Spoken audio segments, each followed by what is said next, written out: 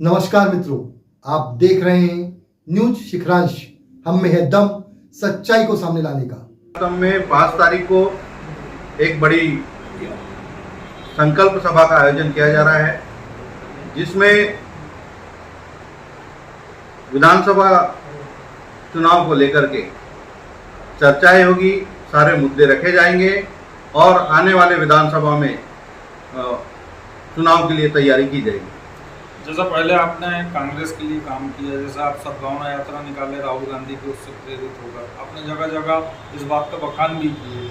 अब आप क्या आगे कब बोले? बिल्कुल हकीकत है और अभी भी हम राहुल गांधी जी से प्रेरित है और उनसे प्रेरित होकर के ही हमने सद्भावना यात्रा निकाली। पूरे कटंगी विधानसभा क्षेत्र में हर गाँव हमने पैदल 19 दिनों की हमारी यात्रा थी, हर गाँव घूमे, लोगों की समस्याएं सुनी। लेकिन आज जो परिस्थिति बनी है कटंगी विधानसभा क्षेत्र में, चाहे वो भाजपा हो या कांग्रेस हो, हमारे क्षेत्र के लोगों को छोड़ करके दूसरे विधानसभा के क्षेत्रों के लोगों को जो टिकट दे रही है, ये काफ़ी ठीक नहीं है, चाहे कांग्रेस हो या बीजेपी।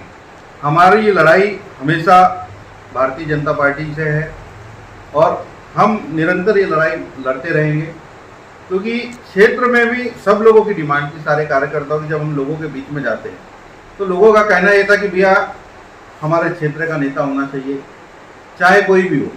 तो उन सब की भावनाओं का भी ध्यान रखते हुए और एक मीटिंग हमारे द्वारा 27 तारीख को आयोजित की गई थी, जिसमें आप सब लोग भी आए थे। उसमें भी यही डिसीजन हुआ, नहीं भैया हमें स्थानीय नेता की तलाश है, आप आगे आइए और पूरी ताकत के साथ हम कंधे से कंधा मिला करके आपका साथ देंगे और लड़ेंगे। तो विगत 5 साल से आप कांग्रेस के झंडे के नीचे काम कर रहे थे, आप निर्दलीय के तौर पर काम करेंगे, कैसे लोगों को कन्विंस करा पाएंगे? देखो, ये बात विचारधारा की लड़ाई है। हमारी लड़ाई भाजपा से है और आज जो कैंडिडेट है वो अभी तक भाजपा में ही थे, भाजपा से कांग्रेस में आए। तो एक दिन में 24 घंटे में उनकी विचारधारा कैसे परिवर्तित हो गई? सवाल ये उठता है, जो कांग्रेस के लिए लगातार लंबे समय से संघर्ष कर रहे हैं, स्थानीय रूप पे मैं भी कर रहा हूँ, मेरे अलावा और भी नेता संघर्ष कर रहे हैं, उन्हें पार्टी की तरफ से बिल्कुल मौका दिया जाना था। क्योंकि पिछले विधानसभा क्षेत्र में भी हमने माननीय विधायक महोदय के लिए, तब भी हमारी तैयारी थी, तब भी हमने ड्रॉप किए। इस बार फिर एक नेता आ गए, तो हमें उनसे कहीं कोई ये नहीं है, हम उस नेता का भी पूरा सम्मान करते हैं। लेकिन जो कार्यकर्ता लगातार 5 साल काम करता है, लोगों को जनता के सुख दुख में जाता है और पार्टी के लिए हमेशा वो लड़ता है, ऐसे परिस्थिति में कार्यकर्ताओं को भी नाराजगी है कि नहीं भैया स्थानीय नेतृत्व होना चाहिए, आप आगे आइए। किन समस्याओं को लेकर आप जनता के बीच में जाएंगे? देखो, महंगाई, बेरोजगारी बहुत बड़ी समस्या है। हमारे कटंगी विधानसभा क्षेत्र में रोजगार के ऐसे कोई संसाधन उपलब्ध नहीं है। हमारा हर दूसरा तीसरा युवा भाई रोजगार के लिए नागपुर और हैदराबाद जा रहा है। अभी तक जितनी भी लीडरशिप हुई है कटंगी विधानसभा क्षेत्र में, एक भी कोई इंडस्ट्री स्थापित नहीं की है। हमारा पूरा उद्देश्य रहेगा कि अगर जनता हमें वो मौका देती है तो हम क्षेत्र में रोजगार के संसाधन उपलब्ध कराएंगे, इंडस्ट्री लेकर के आएंगे। दूसरा, चिकित्सा व्यवस्था बहुत खराब है हमारे कटंगी विधानसभा क्षेत्र में, चाहे वो पठार हो या कटंगी हो या खैरलांजी हो, डॉक्टरों की भारी कमी है। आज हम 21वीं सदी में जी रहे। आज से 15 साल 20 साल पहले 10-10, 11-11 डॉक्टर कटंगी में हुआ करते थे। आज डॉक्टरों की भी काफ़ी कमी है। ये सारे मुद्दे हैं। दूसरा, सीएम राइज स्कूल का भी एक मुद्दा है।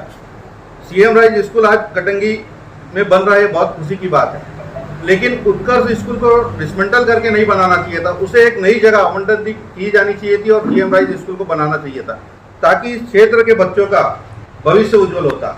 आज सीएम राइज स्कूल में कोई भी क्लास हो, उसमें बच्चों का लिमिटेशन हो गया है कि एक सेक्शन में 40 बच्चे रहेंगे, 45 बच्चे रहेंगे, जबकि कटंगी विधानसभा क्षेत्र बहुत बड़ा है, या हजारों की तादाद में बच्चे पढ़ते हैं। आज ये स्थिति देखने आ रही, जिसका 80-85% है बच्चों का, उनको भी सीएम राइज स्कूल में एडमिशन नहीं मिल रहा है।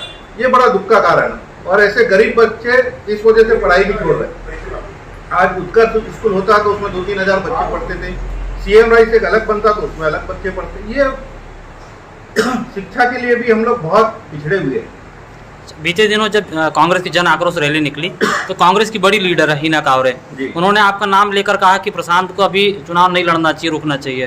तो क्या आप कांग्रेस के इतनी बड़ी नेता जब आपको आश्वासन दे रही तो क्या उन्हें भरोसा नहीं है? नहीं, दीदी का हम पूरा सम्मान करते हैं और हमारी नेता भी है, हमारी बड़ी बहन भी है,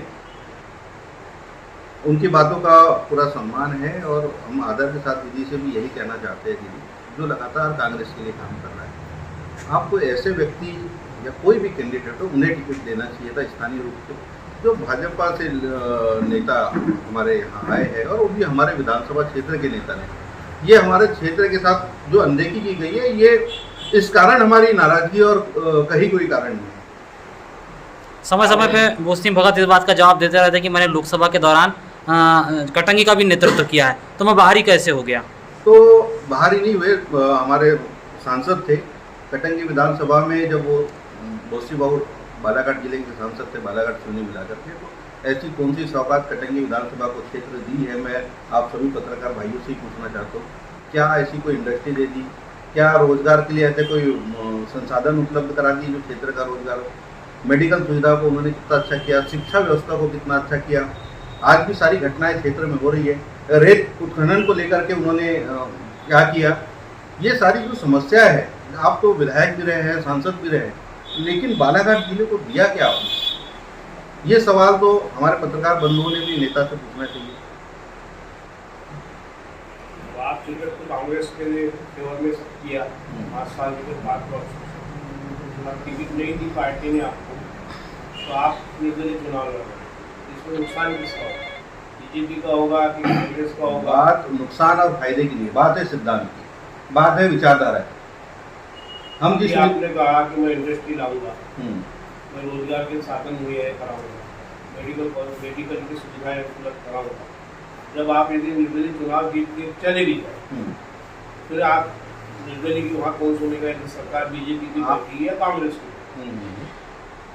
आप अगर थोड़ा सा यहाँ से 30 किलोमीटर वाराणसी जाकर के आप देखें तो वहाँ भी विधायक निर्दलीय चुन करके आए। आज 3 इंडस्ट्री वाराणसी विधानसभा क्षेत्र में लग रही है, कटंगी में क्यों नहीं लग रही है?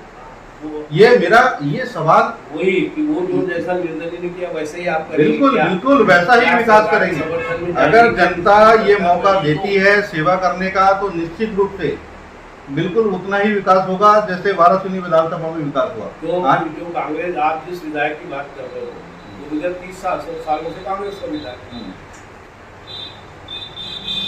और उसने कांग्रेस को भी समर्थन दे दिया था, फिर बीजेपी की सरकार बनी, उसको भी समर्थन दे दिया। आप भी क्या आगे यही स्टेप उठाएंगे? नहीं, ये देखो भाजपा के साथ जाने का तो सवाल ही नहीं। सरकार किसकी बनती है ये तो ना आपको मालूम ना हमको मालूम।